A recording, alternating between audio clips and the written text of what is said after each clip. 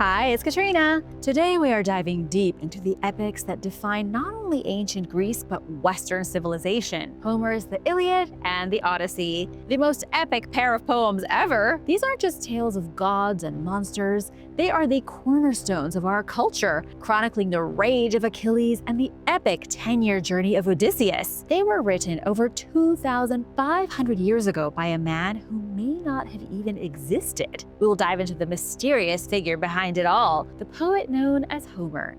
And then we're going beyond the poetry to look at the archaeological discoveries that suggest these legends may have a powerful root in history. Were these people really ancient historical figures? Let's dive in. The Iliad. The story of Homer's The Iliad opens with a funeral that hasn't happened yet, a rage not yet spent, a war already 10 years old and with no end in sight. The Iliad is not a war story in the Hollywood sense. It's a meditation on wrath, pride, divine cruelty, and the cost of honor. Set during the final weeks of the Trojan War, a conflict that may or may not have actually happened, it has outlived empires, inspired conquerors, and shaped Western literature more profoundly than anything before or since. But what Homer gave us was not a chronicle of victory. It was a slow, spiraling tragedy about what happens when gods gamble and men die. And at the heart of it all is a man who refused to fight. According to Greek legend, the Trojan War began with a beautiful woman. Helen, queen of Sparta, was taken, or possibly seduced, by Paris, a prince from Troy. Whether she left willingly or was abducted, the effect was the same. Her husband, King Menelaus, called upon the Greek kingdoms to bring her back. The kings answered, united under his brother Agamemnon, High King of Mycenae. Over 1,000 ships crossed the Aegean to besiege the great city of Troy. The pretense was to bring Helen back, but the Greeks mostly just wanted to get rid of the Trojans. The Iliad doesn't start with any of these characters, though. It begins with Achilles, the greatest warrior among the Greeks, storming out of the war and having a temper tantrum. Achilles gives us a lesson on the price of pride. Achilles, son of a mortal king and the sea nymph Thetis, was unmatched in battle.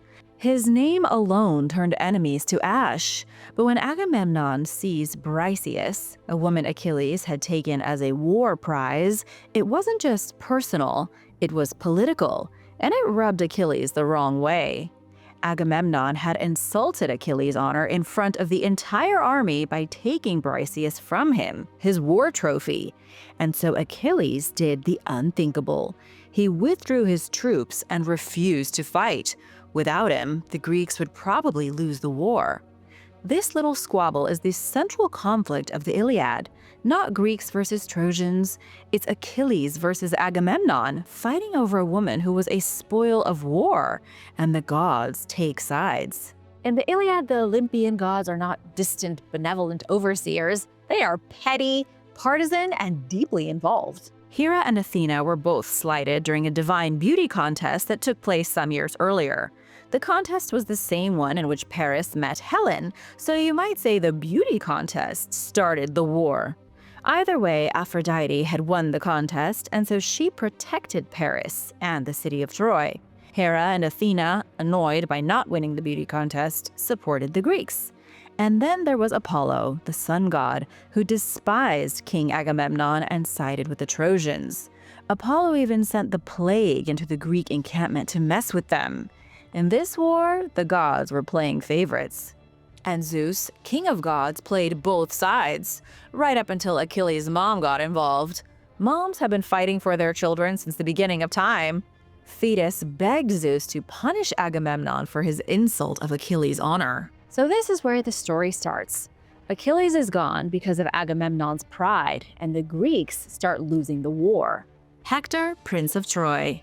The Trojan hero Hector, son of King Priam and brother to Paris, emerges as the moral center of the poem. He's not just a warrior, he's a statesman, a father, and a man who understands that he is fighting a losing war, but he fights anyway. And that's what makes him such a hero. With Achilles absent, Hector leads the Trojan counterattacks. He drives the Greeks back to their ships, leads assaults on their fortifications, and becomes the pillar of Troy's defense.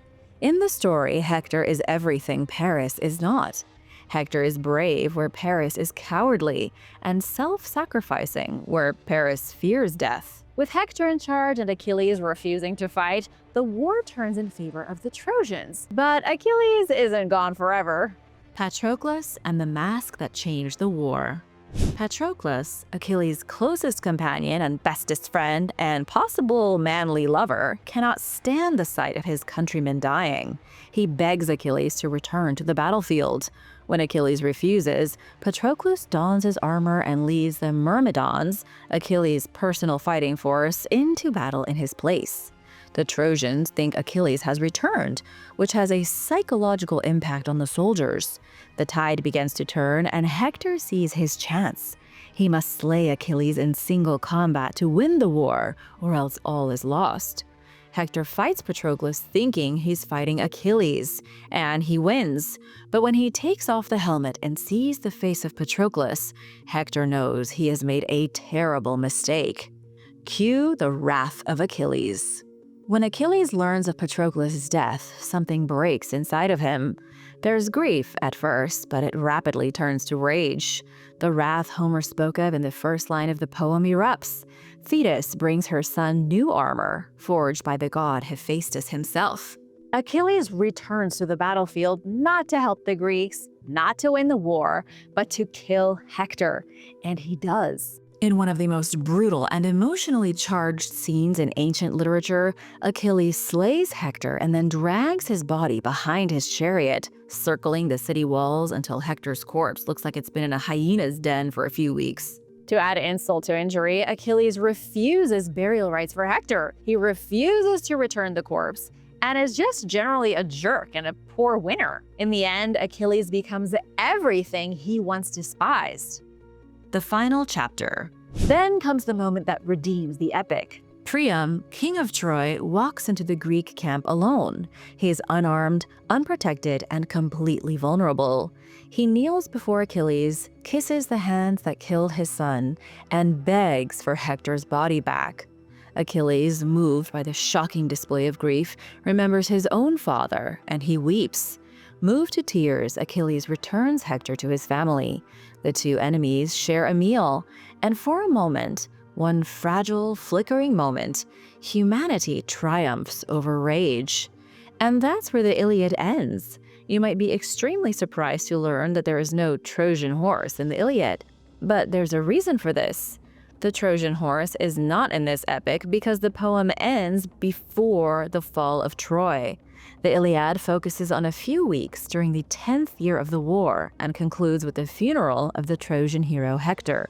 The story of the Trojan horse is found in other works, such as Homer's Odyssey and later poems like Virgil's Aeneid. In the Iliad, there isn't even resolution, really. The Iliad ends in mourning, mercy, and the horrible weight of what war does to men and women. And spoiler alert, in case somehow you are hearing this story for the first time, Achilles is killed during the Trojan War after being shot in the heel by a poisoned arrow fired by Paris. The god Apollo may or may not have helped him. This fatal wound occurred because his mother, remember the sea nymph Thetis, had dipped him in the magical river Styx to make him invulnerable, holding him by his heel, which remained his only point of weakness. And that is why it is such an immortal tale, just as immortal as the Odyssey, the rare sequel that's just as good, if not better, than the original. There's another reason the Iliad is so important to us. It's an account of life 3,000 years ago. It talks about places that no longer exist. For centuries, no one even knew if Troy was real. It wasn't until the 19th century that archaeologists uncovered the very real ruins of Troy at the site of Hisarlik in modern-day Turkey. They found layers of destruction, burned walls, and evidence that sometime around 1200 BC, the city was violently destroyed.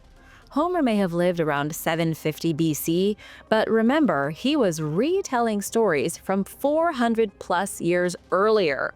The dating matches. It's the same period when the great Bronze Age civilizations of the Mediterranean collapsed, including Mycenae, Hatti, and Ugarit. The Iliad may not record the Bronze Age collapse accurately, but it remembers what it felt like. It preserves the trauma of all of these civilizations, warring, dying, and fading into oblivion. And not too long ago, scientists found the forgotten hometown of one of the Trojan War's most famous heroes. They found it in a sunken building off the coast of Greece. Let's check it out. Ajax rises from the depths. It's not every day that the ghost of a Homeric hero punches through 2,000 years of silence and says, "Told you so." But that's exactly what happened when a team of underwater archaeologists discovered a lost structure off the coast of Salamis. Beneath the shallow waves of this tiny Greek island, not far from the roar of modern Athens, lies the crumbled skeleton of a long-drowned city. And in it is a marble relief of a powerful, bearded man being crowned king. Some suspect the man is Ajax. Ajax was Achilles' cousin and a formidable warrior who famously battled the Trojan hero Hector. He was a key Greek champion. If the statue really is Ajax, this could prove that Homer's lineup of heroes in the Iliad and the Odyssey were more than just fabrications. They may have actually fought in the real Trojan War. Ajax is known as the Colossus of the Trojan War because he was a giant of meat and bone with a really heavy axe. He was the Shaq of his day, huge and mighty. Legend has it that Ajax came from the island of Salamis, so finding a statue of him in its sunken ruins is kind of a giant green flag. The island that fought empires. Before I get to Ajax, let's talk about Salamis. Most people know it from the Battle of Salamis in 480 BC. It was the David and Goliath naval slugfest where the Greek fleet, badly outnumbered, humiliated the Persian Empire and turned the tide of the Greco-Persian Wars. Xerxes, the Persian king, watched his fleet burn from a golden throne on shore. Salamis became a symbol of cunning over brute force and a rallying cry for Greek independence. But long before it was a battlefield, Salamis was a birthplace of stories, gods, and warriors. Its most famous hero was Ajax the Greater, son of Telamon. Ajax was the beefy bruiser who fought beside Achilles in the Iliad and died afterward during a fit of insanity. When the Trojan War was finished and Achilles lay dead, there was a great debate over who would inherit Achilles' armor. Ajax wanted it, but the Achaean council awarded the armor to Odysseus instead. Ajax went nuts. He slaughtered some livestock and in his craziness somehow impaled himself on a sword that had been given to him by Hector before Achilles slayed him and dragged his body outside Troy's walls. Ajax died horribly, but was still a celebrated hero. According to ancient geographer Pausanias, who visited the crumbling ruins of Salamis in the 2nd century AD, the city still had a marketplace and a temple of Ajax, and within the temple was an ebony statue of the hero himself. Now, 2,000 years later, a statue matching the description of the one Pausanias saw was discovered by modern archaeologists. It's just way too incredible to be a coincidence, right? The Stoa beneath the sea. The discovery of the statue was made in 2022 by underwater archaeologists exploring the sunken remains of classical Salamis. They found a massive stoa, which is what the Greeks called a long, covered colonnade used for public life in ancient cities. Think of it as the ancient equivalent of a civic center, market hall, and town square rolled into one. This particular stoa measured about 105 feet long and 20 feet wide. It was lined with a series of rooms, including one with a deep storage pit. Most of the structure had crumbled to just a few stones high, but the layout was unmistakable. Among the pottery shards and coins found scattered throughout the ruins, archaeologists unearthed the upper portion of a marble stele, or a funerary marker. Carved in relief, the marker showed a standing, bearded man, aged and heroic, being crowned by a muscular hand. The composition made experts instantly think of Ajax. Let's pause and appreciate what this means. Homer's Iliad, composed around the 8th century BC, was already reaching back 5 centuries into the mythic fog of the Bronze Age when it was written.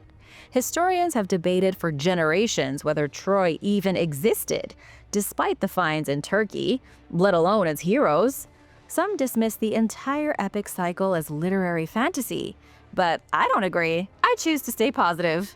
And all signs point to Troy being real, the Trojan War being real, and the key players like Achilles, Agamemnon, Paris, Hector, and Ajax being real too. Maybe not superpower or god real, but they may have been real historical figures that got exaggerated over time. Archaeologists have dug up what they think is Troy. They've dug up Mycenaean palaces and Linear B tablets that prove the warlike kingdoms of Homer's poems were factual. And now scientists are finding monuments that venerated Homer's characters as real people. This proves that even if Ajax wasn't flesh and blood, people treated him as if he was. They built shrines in his honor. They believed Ajax and the other heroes were real. Do you? Let me know what you think is real and what you think is fiction in the comments. But don't go anywhere because we still have to dive into the Odyssey. But first, who actually wrote these epic stories? Who was Homer? His name is legendary, but his existence is a mystery. If you've ever heard of a Trojan horse, Achilles' heel, or Odysseus' 10-year journey home, that's all thanks to Homer. Not Homer Simpson, Homer, the ancient Greek poet credited with writing the Iliad and the Odyssey. The Homer. He had one name, just like Cher. The Iliad and the Odyssey were two epic poems written around 750 to 650 BC. These weren't just stories, they were cultural blueprints. They shaped how ancient Greeks thought about war, honor, family, and the gods. Make no mistake, these two tales became the foundation for everything that came after, from Virgil to Shakespeare to Star Wars. If Mesopotamia was the cradle of civilization, Homer was the cradle of literature. But there's an itty-bitty problem. For someone so central to Western literature, historians know almost nothing about him. Scholars can't agree on when Homer lived, where he came from, if he was blind, or, brace yourself, if he was even a real person. The author of the most influential literary works in history may have been a myth himself, which means the real author is completely gone, lost to history, buried under a mountain of time. The blind bard. For centuries, Homer has been described as a blind poet, partly because of an old character in the Odyssey named Demodocus. He's a blind bard who sings epic tales at royal banquets. Ancient writers thought Demodocus was Homer writing himself into the story, like Tarantino giving himself a role in his own movie, and it involves feet. You know, if you know, you know. Statues and busts later depicted Homer with closed eyes, long flowing hair, and a beard that says he's seen some stuff. In many of these statues, Homer looks blind, so people started saying he was blind. Even the name Homeros, Homer's original name, is thought to have meant blind in ancient Greek. Blindness became part of his mystique. Some even said it was divine punishment for witnessing something too magnificent, like Helen of Troy or the sparkling shield of Achilles. That's the level of dramatic myth-making that Homer inspired, and the Greeks ate it up, turning the author into just as big of a legend as his characters. But then again, what if Homer didn't exist at all? The idea is that oral stories were passed down and fine-tuned by generations of bards, much like how scholars believe the Bible was written by generations of religious scribes.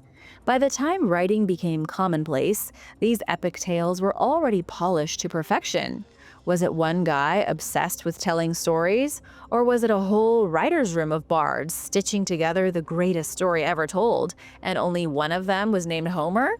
These are the unanswerable questions that keep literary historians up at night. But for the sake of practicality, let's assume that Homer was real and that he did write these books. Who the heck was he? Historians say that if Homer was real, he probably came from the eastern Aegean region, somewhere like Chios, Smyrna, or Colophon. Historians know this because of the dialect in the poems, which has Ionian fingerprints all over it. But other than that, it's anyone's guess who Homer was or where he came from, because there's just no information, only random mentions of him throughout history. Like in the 2nd century, when the writer Lucian claimed to meet Homer in the afterlife. When asked where he was from, Homer said he wasn't sure. He said maybe Chios, maybe Smyrna. He'd been dead for a while and was too confused. Later poets in the 6th century, about 100 years after Homer's death, started calling themselves the Homeridae, or the children of Homer. They claimed to be descendants of the man himself. The man had been gone for a century, and cults were still forming in his honor. That would be like a cult forming today called the Hemingway after Ernest Hemingway, which might actually be a thing, so someone better check. The Iliad and the Odyssey are primarily fictional, as they deal with terrifying monsters and vengeful gods. That being said, they are also full of details about Bronze Age weapons, architecture, rituals, and warfare, all things that Homer couldn't have seen firsthand. Why not? Because he was writing more than 400 years after the Trojan War supposedly happened. That's like me writing a historical drama set in the 1600s using my imagination and a few stories from my great-great-grandma. And that's what makes Homer so extraordinary. He managed to preserve a world that was already lost when he was born. His epic poems blended myth with memory, turning oral tradition into literary time capsules. He preserved history. Archaeologists now compare Homer's descriptions of Troy with ruins from the Mycenaean period around 1200 BC. Even though Homer couldn't have possibly seen the walls of Troy, he described them as if he was there, which either makes Homer the earliest human historian or a little bit of a wizard. Maybe he was a touch of both. Whether Homer was one man, many people, or an elaborate cultural hallucination, his words survived, and that's what matters. His stories are still being retold all these eons later. We had Troy with Brad Pitt, and now The Odyssey by Christopher Nolan, starring Matt Damon, is coming out in 2026. Are you excited? I'm excited. The Odyssey. All right, the moment you've been waiting for. Long after the last spear fell at Troy, one man was still fighting a war. Not the Trojan War, but the war to get home. The hero who left Troy was not the man who returned. His name was Odysseus, and the Odyssey is his story. After fighting in the Trojan War for 10 years, Odysseus, king of Ithaca, must now make the journey home. It is a long journey full of angry gods and mythical beings, and he must use his cunning to survive. While it is canonically a sequel to the Iliad, it's drastically different in tone. Whereas Achilles raged and sulked on the battlefield like a god warrior among men, Odysseus survived by very human skills like lying, sneaking, swimming, and sweet-talking his way through disaster after disaster. He didn't win through brute force. Odysseus had to use his brains and grit to avoid death at the hands of creatures that Achilles would have run to tell his mom about. This was a different kind of hero for a different age, and when Homer wrote it down, he created a blueprint for the hero's journey. The blueprint has been used countless times since, like in Star Wars. Or ever seen Oh Brother, Where Art Thou with George Clooney? What about Cold Mountain, Big Fish, or Outlander? Did you ever have to read Don Quixote for Spanish class? These are retellings of the Odyssey, and that's just to name a few. They are based on the themes of separation, journey, and the struggle to return home. The Odyssey is generally regarded as one of the greatest, if not the greatest, adventure stories of all time. And it goes a little something like this. 10 years of war, then 10 more years of WTF. In Greek tradition, the Trojan War lasted 10 years, but for Odysseus, that was just the first half. After Troy burned, he set sail for home, only to spend another 10 years getting lost, cursed, seduced, shipwrecked, and emotionally destroyed.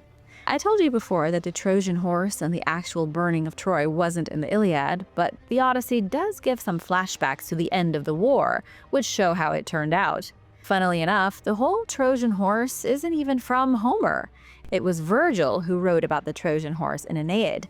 In fact, there are a bunch of ancient poems describing bits and pieces of the war, like Eleupersis, Nostroi, Telegony, Aethiopis, and Cypria. Together, they are all known as the epic cycle. This is something almost nobody outside academic literary circles knows, so now you know and can spread the word. Alright, getting back to Odysseus. The gods weren't making his journey home easy. Poseidon, god of the sea and father of a very angry Cyclops, who will have a cameo later, made it his personal hobby to wreck Odysseus' voyage at every turn. After all, Odysseus and his men had to sail home, and if the sea is not your friend, you are in big trouble. The result was a decade-long nautical nightmare full of cannibals, sorceresses, lotus junkies, and literal trips to the underworld. By the time he reached his home of Ithaca, the place was a mess. He walked in on a soap opera of 108 dudes trying to marry his wife. These suitors had moved into the palace, eaten all his food, and were waiting for Penelope, his wife, to give up hope that Odysseus was still alive. How could he be after 20 years? Let me just say that none of them would ever get married to anyone, and definitely not to Penelope. Like the Iliad, the Odyssey is divided into 24 books, one for each letter of the Greek alphabet. The first 4 books aren't even about Odysseus. They follow his son, Telemachus, awkwardly stepping into adulthood and sailing off in search of his missing father.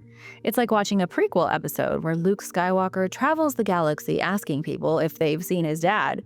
Then Odysseus finally enters the story, and for a while, he doesn't do much either. The first few chapters are kind of a snooze. You have to wade through it. It'll be worth it, though. Odysseus washes up on the island of the Phaeacians, possibly modern Corfu, and collapses from exhaustion. After a few days of rest, he starts telling his mysterious hosts all that happened to him. It is here that the story explodes into life, with Odysseus as the narrator, taking the reader through his insane journey from Troy to the island of the Phaeacians. Cyclops, sirens, and the underworld. Odysseus's adventures read like a highlight reel of ancient Greek horror.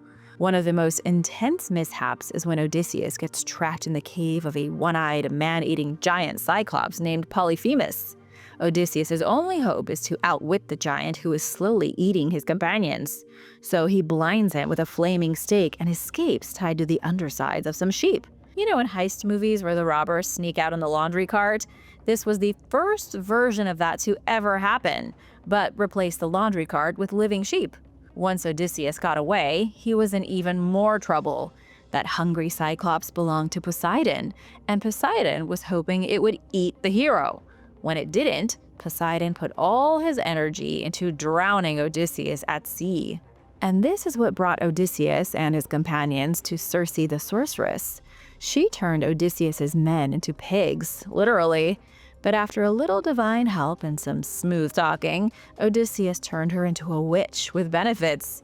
For an entire year, Odysseus and Circe the sorceress have a torrid love affair. And that brings me to the sirens, the most diabolical, most infamous singers of the ancient world. Their singing is so beautiful, it drives men mad.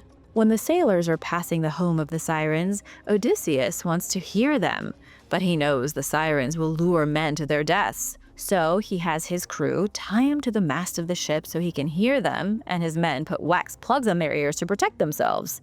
They sailed by, waving at the grumpy sirens who weren't getting to eat anyone. Perhaps the most trying part of the journey was the underworld. Odysseus went full Dante before Dante. He visits the underworld to talk to the ghosts of the blind prophet Tiresias and runs into a who's who of Greek mythology, including Achilles. And guess what? Achilles is really not enjoying the afterlife. He wants to be back in the sun, fighting, being chiseled with abs, Greek warrior stuff. Every one of these encounters tested Odysseus not just physically, but morally, emotionally, and intellectually. And that is really what the poem is about. How to overcome anything if you put your mind to it. Penelope.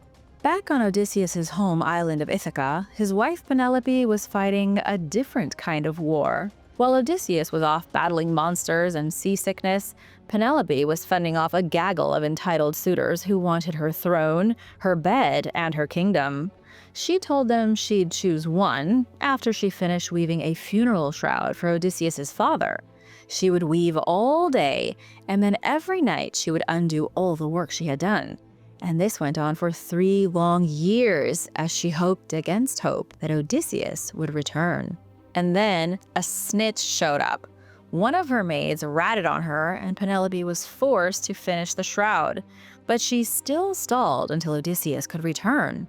Like her husband, Penelope was playing the long game.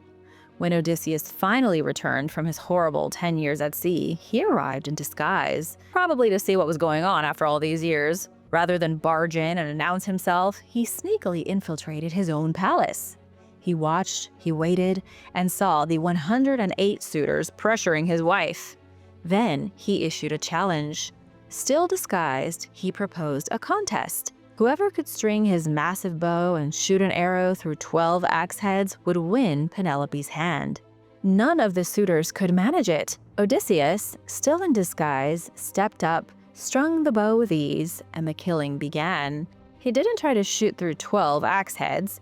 He just started shooting the suitors. Odysseus had had enough and went total assassin mode and slaughtered all 108 of them in a brutal Shakespearean bloodbath. Now you know the story, but you still don't know Odysseus. And to be honest, you can't really know him through a summary. You have to read the whole thing and take the journey with him step by step to see his strengths and flaws. Because Odysseus is brilliant but manipulative, brave but calculating. He lies constantly, bends the truth, and deceives gods and mortals alike. But he isn't a bad person. He has many shades of gray like all humans do. And who knows in what ways war will change you. Odysseus' genius lies in what the Greeks called metis, or cunning intelligence. It's not always admirable, but it's effective. In a world where brute strength wasn't enough, Odysseus survived by outsmarting monsters, kings, witches, and fate itself. But how much of it is real? Finding Ithaca. Ithaca, Odysseus' home, is a real island in Greece, and on its rugged, dry hills, archaeologists have unearthed something extraordinary. A sanctuary etched with the name of a man who, according to most historians, never existed. He was nothing but a fictional character, no more real than Harry Potter. So then why is his name etched on the stone of a ruined sanctuary on the island where he supposedly lived? Some think this is proof that Odysseus was real, and so was his journey. Others suspect the ancient people of Ithaca may have prayed to him like a god, building shrines in his honor and returning for over 1,000 years. Led by Professor Gianos G. Lolos and Dr. Cristina Marambea, the team has uncovered the clearest evidence yet of an Odysseon, a hero cult sanctuary dedicated to the legendary king of Ithaca. Kind of amazing, right? The site spans centuries, with a Hellenistic tower rising above a lower terrace. Votive niches and altars still cling to the rock, etched with inscriptions. One reads Odysseus, while another fragment simply reads, "To him." Archaeologists also found many offerings here, including coins from across the Greek and Roman worlds, miniature busts, and 34 fragments of personal votives. Some of the votives invoke Penelope, almost as a goddess. Others invoke the name of Odysseus himself. Everything at the site proves that Odysseus was far more than a local legend. People made pilgrimages to this sanctuary to give praise and offerings to both Odysseus and Penelope. They may have been an Iron Age power couple. And get this, beneath the sanctuary lies something older. Researchers unearthed a corbelled cistern carved into the bedrock in the 13th or 14th century BC. This thing predates the Trojan War, so it must have been an important site even before people began leaving offerings for the hero of the Odyssey. Mainstream history tells us that Odysseus was not real, but how do you argue with centuries of Greeks acting as if he were? Odysseus joined Hercules and Perseus as a civic symbol, a moral parable, a god of cleverness and endurance. In the 2nd century BC, his cult was formally recognized as an official religion. On the island of Ithaca, the Odyssea athletic games were held in his honor. Whether he was real or not, it doesn't really matter. It's the story that lives on, and the story of the Odyssey will continue to live on for generations to come. Thanks for watching. What's your favorite part of Homer's epic fables? Do you prefer the Trojan War or Odysseus' crazy journey home? Let me know in the comments. Be sure to subscribe and hit that notification bell, and I'll see you soon. Bye!